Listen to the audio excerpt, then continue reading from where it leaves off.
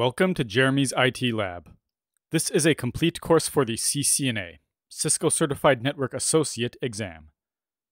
In this video, we will cover routing fundamentals, a very important topic to understand for the CCNA exam. In the Ethernet LAN switching videos, we looked at how switches forward frames to their proper destination. The process routers use to forward packets to their proper destination is different, and that's what we'll look at in this video. Here's what we'll cover in this video. First, I'll answer the question, what is routing? Then we'll look at the routing table on a Cisco router. Switches have MAC address tables, and routers have routing tables. It's very important that you know how to read a router's routing table. Specifically, we will look at two types of routes found in a routing table, connected and local routes. We will also look at routing fundamentals, specifically route selection. In a router's routing table, they will usually have a variety of routes. So how does the router select the correct route for a packet? We'll discuss that in this video. I want to emphasize that this lesson is extremely important for the CCNA, and for learning networking in general, and so is the next video. So take it step by step, take notes, and ask questions if you need help. After covering all of the material, I will also show a one-slide review of everything in this video, so I hope that will help you review and remember what you learn. Let's get started. So, what is routing? Well, when a router receives a packet, it's the router's job to forward it, to send it to the correct destination. That's where routing comes in. Routing is the process that routers use to determine the path that IP packets should take over a network to reach their destination. And routers store routes to all of their known destinations in a routing table, which we'll look at soon. As I mentioned before, switches keep a MAC address table with their known destination MAC addresses, and routers keep a routing table with their known destination networks. When routers receive packets, they look in the routing table to find the best route to forward that packet. There are two main routing methods that routers use to learn routes. One is dynamic routing, in which routers use dynamic routing protocols such as OSPF to share routing information with each other automatically and build their routing tables. We will cover dynamic routing protocols such as OSPF later in the course. Another type is static routing. In this case, a network engineer or admin manually configures routes on the router. We will cover static routing in the next video. In this video, we're going to cover a kind of route that doesn't fit into either category. Now, what exactly is a route? Basically, it's an instruction to the router. A route tells the router, to send a packet to destination X, you should send the packet to next hop Y, and next hop means the next router in the path to the destination. Or if the destination is directly connected to the router, send the packet directly to the destination. Or if the destination is the router's own IP address, receive the packet for yourself, don't forward it. This is how the routing table works. It's a set of instructions like this. To demonstrate routing in this video and the next one, we will use this example network. Actually, in this video, we will only look at one small part of this network. In the next video, we will use the entire network. But first, let me introduce the network. There are 4 routers connected together, and they represent a WAN. WAN stands for Wide Area Network, a network that extends over a large geographical area. For example, each of these 4 routers could be in different cities or even different countries. And then, connected to R1 and R4, there are 2 LANs, local area networks. I'm only showing one PC at each LAN, but let's say each of these LANs is a different office in a different city, so really there are more hosts in each LAN. R2 and R3 probably should have their own connected LANs too, but just to keep the diagram a bit cleaner, I'm not showing them here. Now let's look at the IP addresses each device will be using. For this LAN connected to R1, the network is 192.168.1.0/24, and R1's G02 interface IP is .1, and PC1's IP is .10. Then, this WAN connection between R1 and R2 is 12.0/24. R1G01's IP is .1, and R2G00's IP is .2. This WAN connection between R1 and R3 is 13.0/24, with R1G00 as .1 and R3G00 as .3. The WAN connection between R2 and R4 is 24.0/24, with R2G01 as .2 and R4G00 as .4. Then the final WAN connection between R3 and R4 is 34.0/24, with R3G01 as .3 and R4G01 as .4. Then the LAN connected to R4's G02 interface is 192.168.4.0/24, with R4G02 as .4 and PC4 as .10. Notice that I made all of the router IP addresses the same as their name.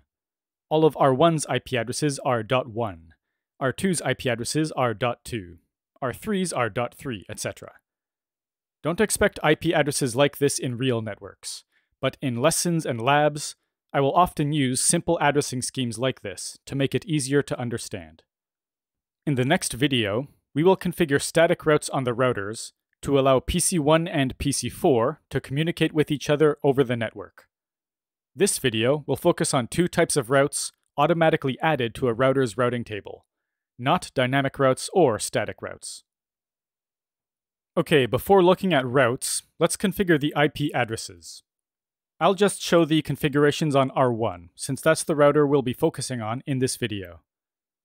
First, I configured its G00 interface with IP address 192.168.13.1, 255.255.255.0, and then enabled it with no shutdown. Then I configured G01's IP address. Notice that while I was still in interface config mode for G00, I used the interface G01 command directly, without returning to global config mode first. There is no need to use exit to return to global config mode before entering interface G01. You can use the interface G01 command directly from interface config mode. I then configured G02 as well. To confirm, I used show IP interface brief, and you can see the IP addresses I just configured. Of course, I configured the other router's IP addresses too, but for the sake of time, I won't show them here. As I said, in this video, we'll just focus on R1. Now let's take a look at R1's routing table. The command is show IP route. It displays the router's routing table. And here is the output. There are two main sections to the output: the codes at the top and the actual routes at the bottom. The codes legend in the output of show IP route lists the different protocols which routers can use to learn routes, as well as the codes that represent them in the routing table. I've highlighted two in blue here. The first is L, which means local. This code is used for routes to the actual IP address configured on the router's interface, and these routes will have a /32 mask. If you look at the routes below, notice there are 3 routes with L that I've highlighted in blue, one for each of R1's interfaces. Then there is the C code, which means connected. These are routes to the network the interface is connected to, with the actual net mask configured on the interface. Notice there are also 3 routes with the C code in the output below. So, even though we haven't configured any routes yet on R1, it already has 6 routes. When you configure an IP address on an interface and enable it with the no shutdown command, 2 routes per interface will automatically be added to the routing table: a connected route and a local route. Earlier, I mentioned that there are 2 main types of routing: dynamic routing and static routing. These connected and local routes, however, are neither. They are simply added automatically when an interface is configured. These are the routes we will focus on in this video. Okay, let me explain these routes in more detail. So, I've highlighted 2 of the routes. One connected route to 192.168.1.0/24, and one local route to 192.168.1.1/32. So, a connected route is a route to the network the interface is connected to. R1G02's IP is 192.168.1.1/24. What do the red and blue numbers mean here? Well, because it's a /24 address, the first 24 bits, the first 3 octets, are the network portion of the address. I've highlighted that portion in red. Then the last 8 bits, the last octet, is the host portion of the address, and I've highlighted it in blue. When you change that host portion to all zeros, the result is 192.168.1.0/24. And notice, that's the destination of that connected route. It's a route to that network. So this provides a route to all hosts in that network. For example, 192.168.1.10.100.232, etc. Any address in that .0/24 range. Look back up at the routing table, and notice that the route says 192.168.1.0/24 is directly connected, Gigabit Ethernet 02. So, R1 knows, if I need to send a packet to any host in that network, I should send it out of G02. Okay, that's the connected route. Next, let's look at the local route in more detail. A local route is a route to the exact IP address configured on the interface. A /32 netmask is used to specify the exact IP address of the interface. /32 means that all 32 bits are fixed, they can't change. So, even though R1's G02 is configured as 192.168.1.1/24, the local route is to .1/32, which specifies only that single address. It doesn't include 192.168.1.2, for example. So, with this route, R1 knows, if I receive a packet for this IP address, the message is for me. It's to my own IP address. Just to make things clearer, let me show it like this. /24 means that the netmask is 255.255.255.0. The first 24 bits of the netmask are all 1, so each octet is 255. These bits are fixed, they can't change. However, the last 8 bits, the last octet, are not fixed. They can be any number. So the route for 192.168.1.0/24 matches 192.168.1.0 to 192.168.1.255. That means that if R1 receives a packet with a destination in that range, it will send the packet out of the G02 interface. Let's see some examples. A packet with a destination IP address of 192.168.1.2 is a match, because the IP address begins with 192.168.1. Because it's /24, the first 3 octets have to match. So, R1 would send the packet out of G02. 192.168.1.7 would also match this route, so R1 would forward the packet out of G02. Likewise, 192.168.1.89. A packet destined for 192.168.2.1, however, does not match. It cannot use this route, because the destination does not begin with 192.168.1. So what would R1 do with this packet? It would send the packet using a different route, or drop the packet if there is no matching route. The term match is very important, and I will use it a lot in this video and others.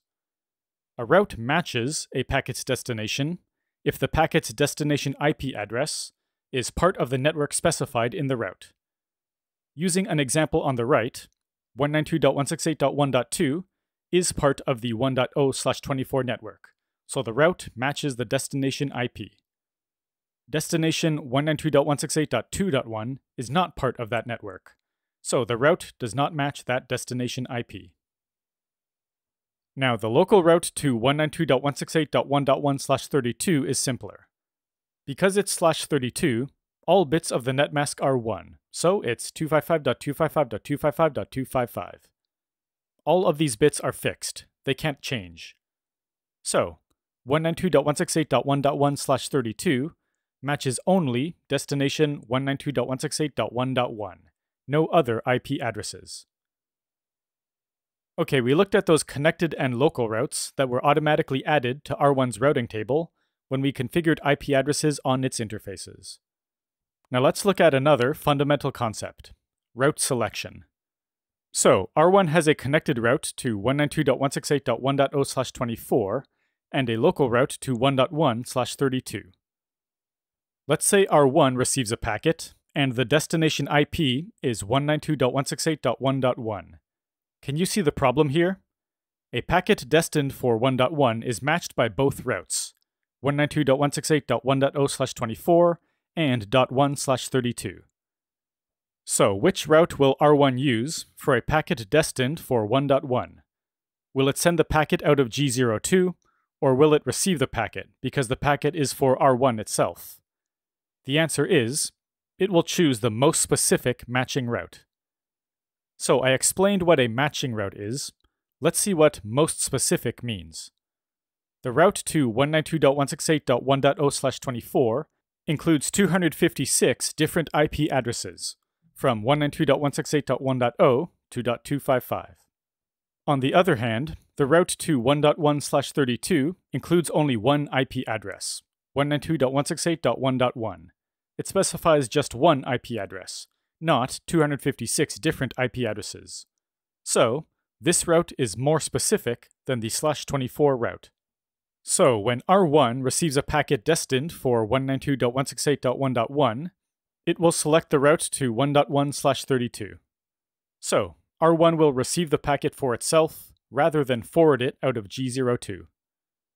That's the purpose of local routes. They tell the router, keep the packet, don't forward it.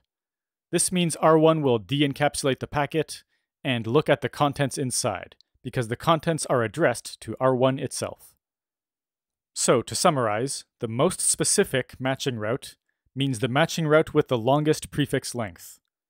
Both parts of that statement are important. The route must match the packet's destination, and it also must have the longest prefix length out of all the matching routes. That is the route that the router will use for the packet. Now let me point out these statements here in the output of show IP route on R1.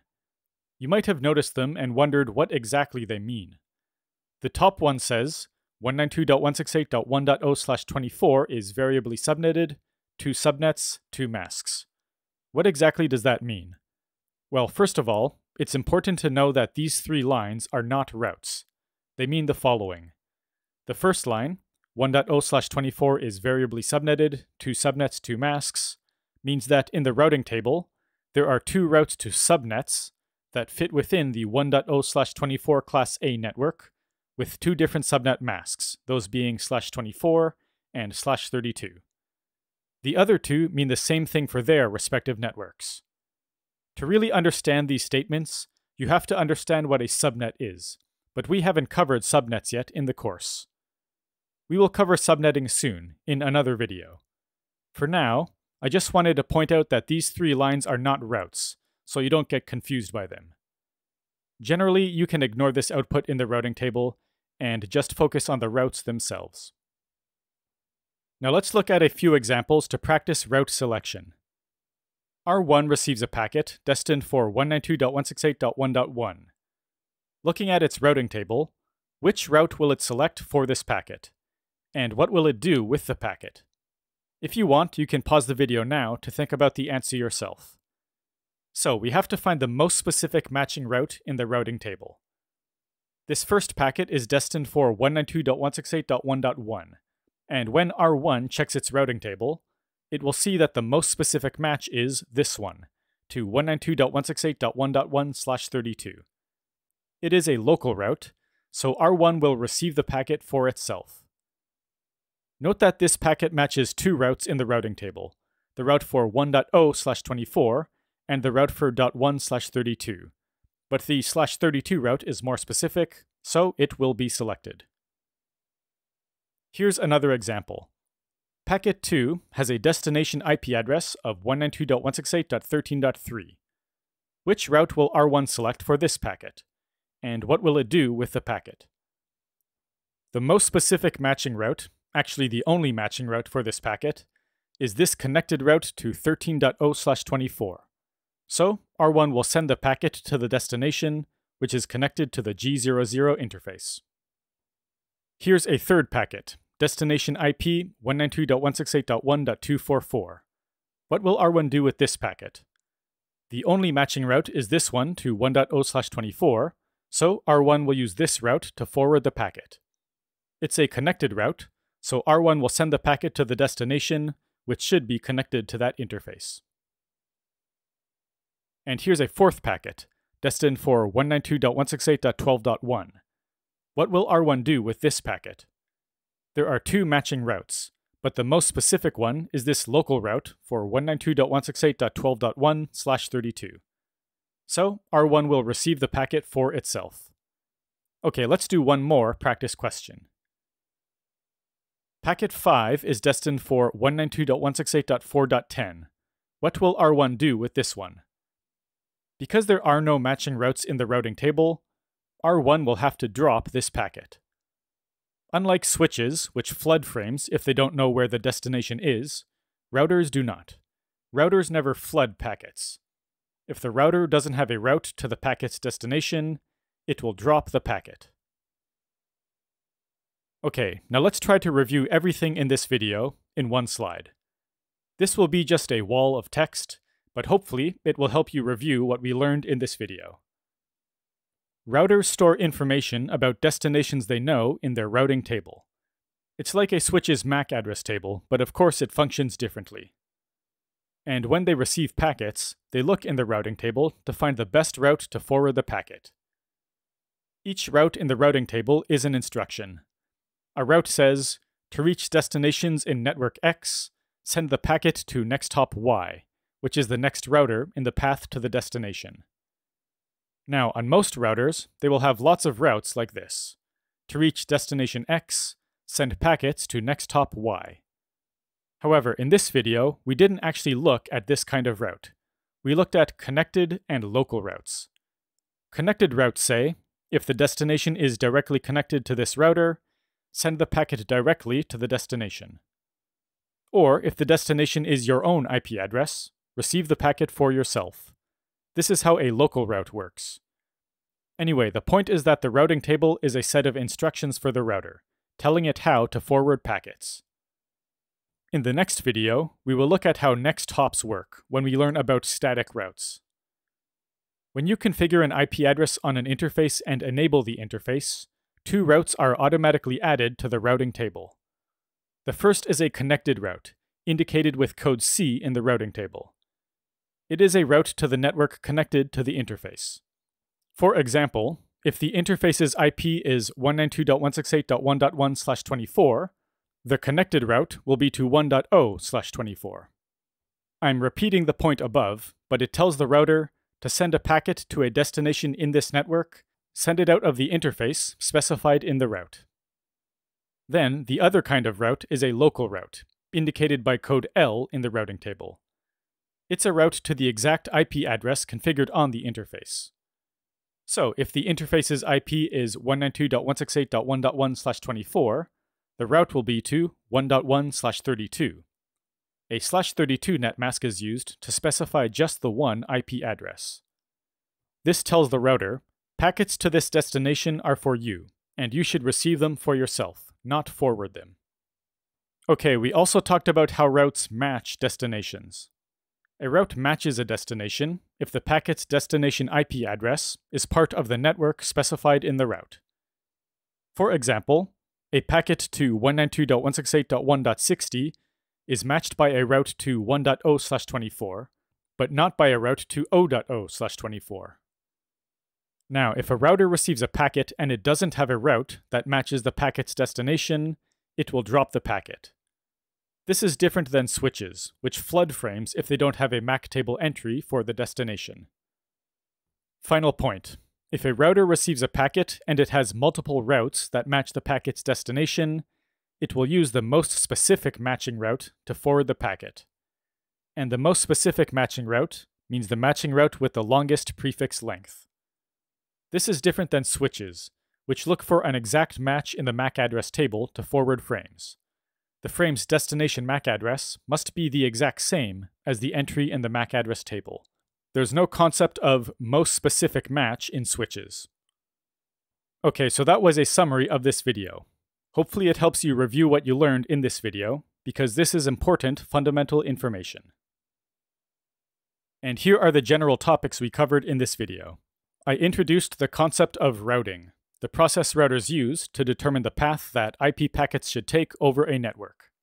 We examined the routing table on a Cisco router, specifically looking at connected and local routes, which are automatically added to the routing table when you configure an IP address on an interface.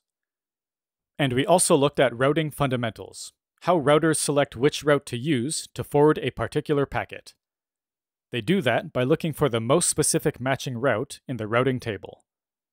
Now, there's still lots more to cover about routing, and in the next video, we'll dig deeper into the topic by looking at static routes. Okay, now let's move on to the quiz to test your understanding of the concepts we covered in this video. Here's quiz question 1. The IP address configured on a router interface will appear in the routing table as what kind of route? Pause the video now to select the best answer. Okay, the answer is C, local. When you configure an IP address on an interface, 2 routes are automatically added to the router's routing table, assuming the interface is enabled. Note that if the interface is shut down, the routes won't appear. Anyway, the routes that are automatically added are a connected route to the network and a local route to the exact IP address configured on the router interface. Okay, let's go to question 2. Examine R1's routing table. What will it do when it receives a packet destined for 192.168.3.25?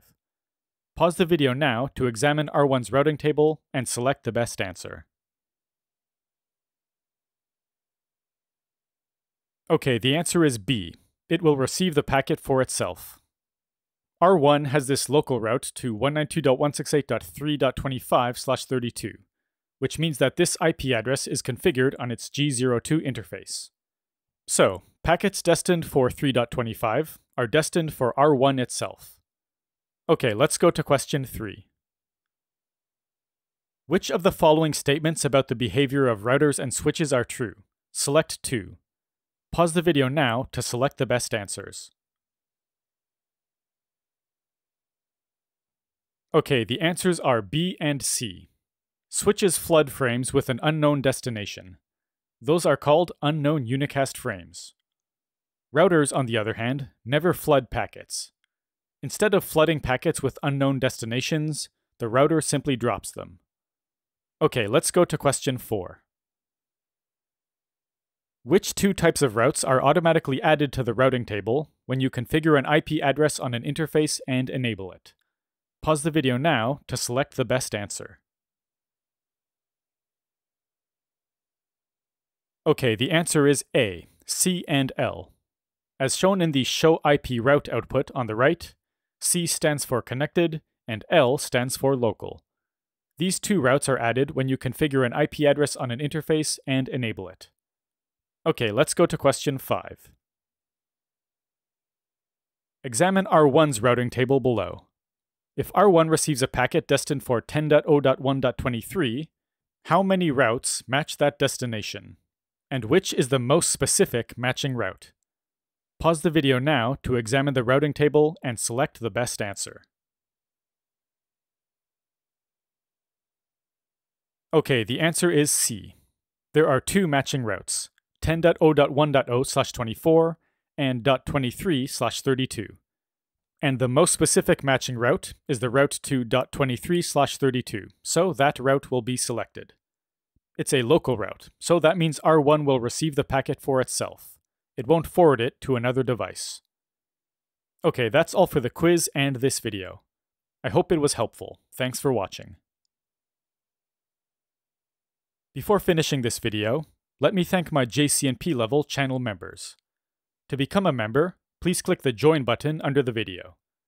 Thanks to Jonathan Makara, Velvet Jacob, George Streeter, Funny Dart, Nasir Chowdhury, Devin Suku, Gustavo BR, Gerard Baker, Marcel Lord, Pavel M, Mr. Erlison, Dragos Hirnea, Zakib Shah, Mayor Salman, Mason Anderson, Vitaus194, Gina Lindley, Nahimia, Justin Watke, Mark Jackson, Bold1C1U, Michael Carroll, Gerald Guillaume, Gabriel Braga, René Marias, Hector Hernandez, Ali Polat, Maratuba, Roji Kuriakos, Arpad Konives, 5 Feet, Daniel Brown, Tricky Mickey 123456, Scott Thompson, Jose Alvarez, Kevin Hayes, Hussein Yavuz, Samuel Tavares, Mustafa Irsoy, Dear Diso, Nasser Zahar, Alexandru Badic, Brian Grant, Georgi Gemejev, Ahmed Ismail, Dibya Swain, Arlen Plagaria, Adelson Pereira, Abdo Zizo, Farad69, and Lucian Stoichitoyu.